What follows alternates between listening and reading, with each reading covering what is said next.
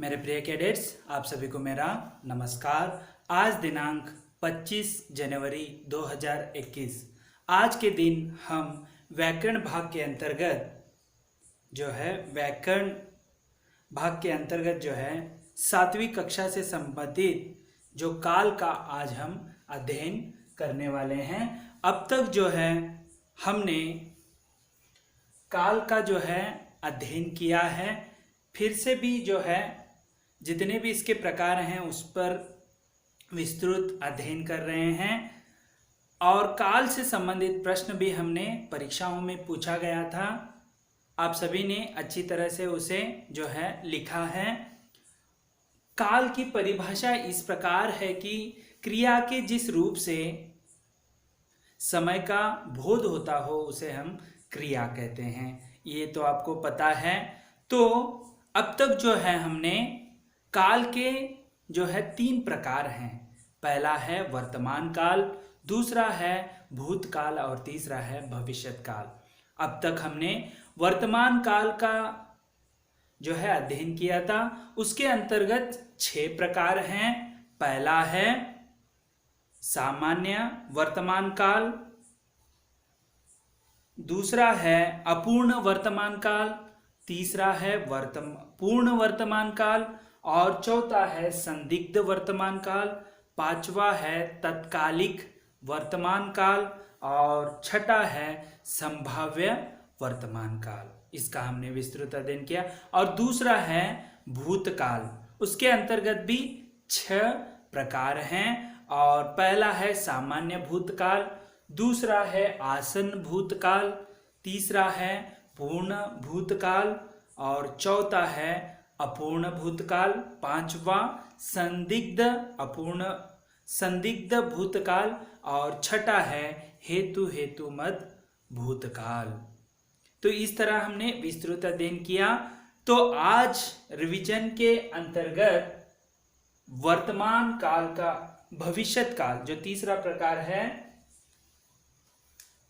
भविष्यत काल का आज हम जो फ्यूचर टेंस कहते हैं उसका अध्ययन करेंगे। तो परिभाषा देखेंगे इसकी जो इस प्रकार है। भविष्य में होने वाली क्रिया को भविष्यत काल की क्रिया कहते हैं। भविष्य में होने जाने वाली क्रिया उसे हम भविष्यत काल कहते हैं। जैसे उदाहरण के अनुसार देखेंगे।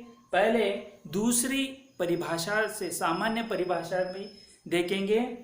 दूसरे शब्दों में क्रिया के जिस रूप से काम का आने वाले समय में करना या होना प्रकट हो उसे भविष्यत काल कहते हैं। तो चलिए अब कुछ उदाहरण के अनुसार हम इसे समझेंगे। जैसे कि वह कल घर जाएगा, कल घर जाएगा। यहाँ पर आपको होने इस क्रिया आगे होने वाली है, जाने की क्रिया। ठीक है, आगे की सोच रहे हैं, क्रिया में आगे का होने की संभावना है उसे दर्शा रहा है। दूसरा है हम सर्कस देखने जाएंगे, अभी तय नहीं हुआ है। ठीक है, जाएंगे तो यहाँ पर होने की संभावना दिख रही है। अभी तक ये क्रिया पूरी नहीं हुई है। इसी प्रकार तीसरा है किसान खेत में बीज बोएगा। बोने की क्रिया है जो अब तक खत्म भी नहीं हुई है और प्रारंभ भी नहीं हुई है। आगे एक दिन वो बोने की विचार यहाँ पर स्पष्ट किया है। यह भविष्य काल के उदाहरण हैं। चलिए तो यहाँ पर देखिए, उपयुक्त वाक्यों की क्रियाएं से पता चलता है कि ये सब कार्य आने वाले समय में पूरे होंगे, अतः ये भविष्यत काल की क्रियाएं हैं। ठीक है, तो यहाँ पर देखिए, भविष्यत काल की पहचान के लिए वाक्य के अंत में भविष्यत कैसे, यह भविष्यत क्रिया है, ये कैसे पता लगता है। अंत में क्रिया के गा, गी, गे आदि आते हैं, तभी हमें भविष्यत काल है यह समझ में आता है। चलिए भविष्यत काल के भेदों को अब जानेंगे भविष्यत काल के 3 भेद होते हैं। तो देखेंगे कौन कौन से हैं। पहला है सामान्य भविष्यत काल, दूसरा है संभाव्य भविष्यत काल, और तीसरा है हेतु मद भविष्य। ठीक है, हेतु मद भविष्यत काल। ठीक है, तो अब हम पहला प्रकार को देखेंगे, सामान्य भविष्यत काल। तो इसकी परिभाषा देखेंगे पहले हम। क्रिया के जिस रूप से उसके भविष्य में सामान्य ढंग से होने का पता चलता है उसे सामान्य भविष्यत काल कहते हैं। यानी सामान्य रूप से हमें पता चलता है, वो भविष्य में भी जो क्रिया है वो पूरी नहीं होती है। ठीक है, तो देखेंगे दूसरे शब्दों में, इससे यह प्रकट होता है कि क्रिया सामान्यतः भविष्य में होगी। भविष्य काल होने के कारण सामान्य भविष्यत काल में जो है जो सामान्यतः भविष्य में ही होते हैं। जैसे उदाहरण के तौर पर देखेंगे हम, यहां पर देखिए, बच्चे कैरम बोर्ड खेलेंगे। समय यहां पर तय नहीं हुआ है, निश्चित समय हमें पता नहीं चल रहा है कि भविष्य में होने वाली जो क्रिया है वह कैरम बोर्ड खेलेंगे। कब खेलेंगे ये तय नहीं है। ठीक है, तो दूसरा उदाहरण देखेंगे, वह घर जाएगा। वह घर जाएगा, जाएगा कब जाएगा ये पता नहीं, लेकिन जाएगा भविष्य में, लेकिन कब जाएगा ये पता नहीं है। दीपक अखबार बेचेगा। देखिए यहां पर गे गा जो शब्द हैं, ऐसे क्रिया का अंत होता है तो वाक्य में यह भविष्यत काल का ही आप उदाहरण समझना है। चलिए आगे हैं, उपयुक्त वाक्यों में क्रियाएं भविष्य में सामान्य रूप से काम के होने की सूचना दे रही हैं। सामान्य रूप से होने की जो क्रिया यहाँ पर सूचना दे रही है, अतः ये सामान्य भविष्यत काल की क्रियाएं हैं। ठीक है, तो यहाँ पर समय जो है निश्चित समय हमें नहीं बता पा रहा है, तो इसे हम सामान्य भविष्यत काल कहते हैं। चलिए उसी प्रकार दूसरा प्रकार है संभाव्य भविष्यत काल। यहाँ पर संभव, यहाँ पर देखिए उस शीर्षक में ही आपको समझ में आ रहा है कि सामान्य यानी संभावना की यहाँ पर जो है सूचना दिलाती है। तो इसकी परिभाषा हम देखेंगे, क्रिया के जिस रूप से उसके भविष्य में होने की संभावना का पता चलता है। भविष्य में होने की संभावना यानी वहां पर संभावना जो है पता चलता है, उसे संभाव्य भविष्यत काल कहते हैं। तो और एक रूप से हम जो परिभाषा देखेंगे, जिससे भविष्य में किसी कार्य के होने की संभावना हो, उसे ही हम संभाव्य भविष्यत काल कहते हैं। संभावना होती है उस क्रियाओं में। ठीक है, तो देखेंगे अभी, तो यहां पर जो भविष्यत काल के अंतर्गत जो दूसरा प्रकार है संभावना, यानी देखिए आगे कोई भी क्रिया होगी उसमें संभावना होगी, तो जाएगा तो वह लेकर आएगा, ऐसे जैसे संभावना हो। यदि कोई खिलौना लाने जो मेले में चला गया है, यानी देखिए आपके परिवार में आप जब मेले में जाएंगे तो छोटे बच्चे यही सोचेंगे कि मामा जी मेरे लिए खिलौने लेकर आएंगे। यहाँ पर वह संभावना जो है आपको दिखती है। तो आपको समझ में आ रहा है, यहाँ पर भविष्य की जिस क्रिया में जो है कार्य होता है तो उसमें संभावना होती है। जैसे आज बादल जो हैं घिर कर आए हैं, काले बादल, तो क्या होगी, वहां पर वर्षा जरूर होगी। तो वर्षा जरूर होगी इसका अर्थ है संभावना है, अभी नहीं हुई है, भविष्य आप बता रहे हैं, लेकिन संभावना उसके लक्षण जो है दिख रहे हैं, उसे ही हम क्या कहते हैं, संभाव्य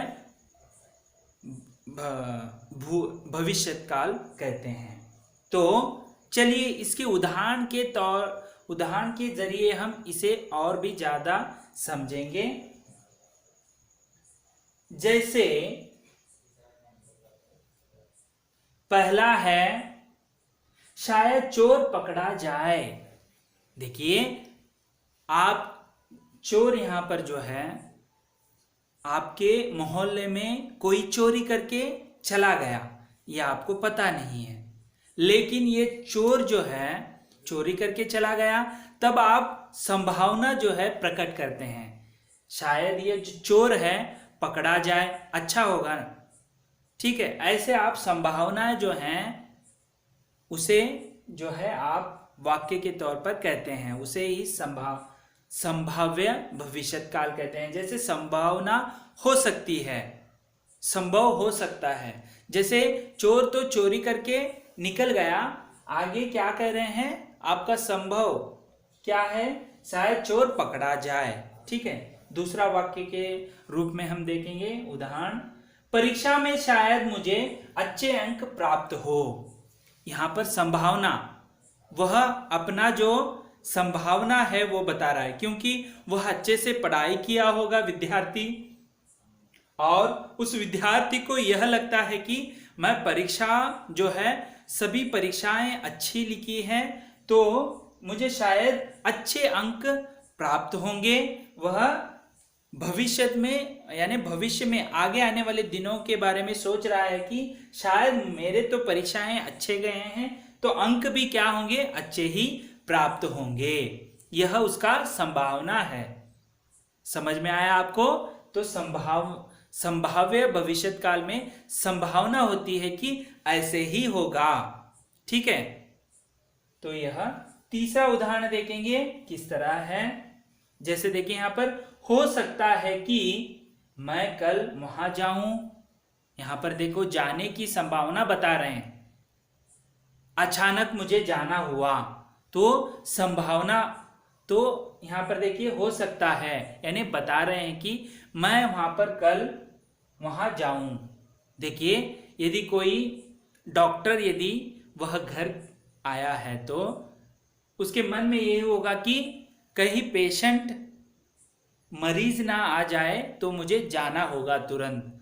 कोई बहुत ही मरीज को बहुत ही तकलीफ हो तो उस समय वह घर पर होते हुए भी डॉक्टर यदि कॉल आने पर वह जा सकता है। उसके डॉक्टर के दिमाग में यही होगा कि कोई जो है इमरजेंसी आ जाए और मुझे जाना होगा, ठीक है। ऐसे विचार जो हैं संभावना यहाँ पर प्रकट करते हैं, उसे ही हम संभाव्य भविष्यकाल कहते हैं। चलिए और अब हम तीसरे प्रकार की ओर बढ़ेंगे, जो इस प्रकार है, हेतु मद भविष्यत यानी भविष्यकाल। हेतु मद, इसकी परिभाषा से हम इसको समझेंगे अच्छी तरह से। यहां पर देखिए, यहां पर एक दूसरे से जो है लिंक यानी जुड़ा रहता है, एक वाक्य दूसरे वाक्य से जुड़ा होना, ठीक है। तो देखेंगे यहां पर परिभाषा किस प्रकार है, क्रिया के जिस रूप से एक कार्य का पूरा होना दूसरी आने वाली समय की क्रिया पर निर्भर हो, उसे हेतु मद भविष्यकाल कहते हैं। तो देखिए यहां पर एक क्रिया जो है वह दूसरे क्रिया पर निर्भर रहती है, ठीक है। यदि मैं आज अच्छा खेलूंगा तो इंडिया जीतेगा। जो आप यदि कोई क्रिकेट मैच लगाया है, इंडिया जो है इंडिया के साथ ऑस्ट्रेलिया खेल रहा है, तो आपको यही लगेगा इंडिया आज 300 के ऊपर जो है ज्यादा जो है स्कोर करेगा, तो हम क्या करेंगे, इंडिया जीत सकता है। यानी जीतने का जो क्रिया है वह पहले वाक्य पर निर्भर है। यदि अच्छा खेलेगा तो वह जीत प्राप्त कर पाएगा। यहाँ पर दो वाक्य हैं, देखिए जैसे क्रियाएं हैं, एक तो जीतना, दूसरा है खेलना। तो इंडिया जो है अच्छा खेलेगा तो दूसरा वाक्य में क्या आ रहा है, उसके साथ निर्भर, यानी उस क्रिया का निर्भर होता है। तो खेलेगा तो जो है अपने आप जो है इंडिया जीतेगा, इस तरह। ठीक है, तो आपको समझ में आया। यहाँ पर हेतु हेतु मत यानी निर्भर होना, एक दूसरे क्रिया पर जो है, एक क्रिया दूसरे क्रिया पर निर्भर होना। यहाँ पर आपको यह स्पष्ट रूप से यह जो परिभाषा है समझ में आया होगा। एक क्रिया जो है कार्य पूरा होने के लिए दूसरा जो आने वाले समय की क्रिया पर निर्भर होता है। ठीक है, तो चलिए यहां पर हम देखेंगे, जैसे कि उदाहरण देखेंगे हमें समझ में आएगा। तो देखिए, वह आए तो मैं जाऊं। देखिए, यदि कोई दुकान में आप दुकान लीजिए, यदि कोई दुकान में जो है वहां दुकानदार जो है अकेला है, उसे दोपहर में भूख लगी है, वह क्या कहेगा, यदि मेरा जो छोटा भाई है या बड़ा भाई आएगा तो मैं चला जाऊंगा। यहाँ पर एक कार्य जो है दूसरे क्रिया पर निर्भर है। जैसे देखिए, वह आएगा तो आना जो है एक क्रिया है, कार्य है, तो मैं जाने का जो है क्रिया जो है उसके पर निर्भर है, ये क्रिया इसके पर निर्भर है। जैसे देखिए, वो आएगा तो तभी तो ये जाएगा, इस तरह। ठीक है, अगला जो है हम उदाहरण देखेंगे, उससे समझ में आएगा। देखिए यहाँ पर, वह कमाए तो मैं खाऊं। यहाँ पर कमाना एक कार्य है और दूसरा है खाना। देखिए, यदि घर में कोई परिवार में जो बड़े होते हैं वो परिवार को संभालते रहते हैं, यदि वह कष्ट करेंगे तो तभी उनके पास पैसा आएगा जो अनाज उनके घर में आएगा और सभी जो हैं खा सकते हैं, सभी जो है निर्भर हैं उसके पर। यदि वह कमाएगा तो निर्भर, देखिए वह कमाएगा तो तभी हम क्या कर सकते हैं, खाएंगे। ठीक है, इस तरह जो है हमें एक कार्य जो है दूसरी क्रिया पर निर्भर होना पड़ता है। एक तो वह आएगा तो हम जाएंगे, तो यहाँ पर दूसरा है वह कमाएगा तो तभी तो हम खाएंगे। ठीक है, इस तरह जो है आज हमने भविष्यत काल के अंतर्गत तो 3 प्रकार हैं। पहले तो काल का हम विस्तृत अध्ययन कर रहे हैं फिर से। तो काल के अंतर्गत 3 प्रकार हैं। पहला है वर्तमान, दूसरा है भूतकाल और तीसरा है भविष्यत काल। तो भविष्यत काल के अंतर्गत 3 प्रकार हैं, तो उसका आज हमने जो है विस्तृत अध्ययन किया उदाहरण सहित। मैं आशा करता हूं कि आपको यह वीडियो जो है पसंद आया होगा और आपका ज्ञान का भंडार जो है विस्तृत किया होगा, क्योंकि हमने पहले भी इसका अध्ययन जो है किया था। अब दोबारा से उसका अध्ययन करने से जो है आपको काल के प्रति जो कोई भी शंका है वह दूर हुए होंगे। तो इस तरह आज हमने जो काल के अंतर्गत तीसरा प्रकार भविष्यत काल का हमने आज विस्तृत अध्ययन किया। आपको इन भविष्यत काल के 3 प्रकार हैं, उसके जो उदाहरण मैंने दिए हैं उसके अलावा भी आपको 5-5 उदाहरण जो है गृह कार्य के रूप में लिख कर रखना है। पर आने वाले अगले परीक्षाओं में भी इस काल के संबंधित जो व्याकरण भाग के अंतर्गत प्रश्न पूछे जाते हैं, इसका अध्याय जो है अच्छे से आप जो है प्रयास करके जो है इस काल के जो जितने भी प्रकार हैं उसे ध्यान में रखिए, ताकि परीक्षाओं में कोई भी प्रश्न पूछने पर काल के संबंधित आप अच्छे से उत्तर दे पाएंगे। धन्यवाद।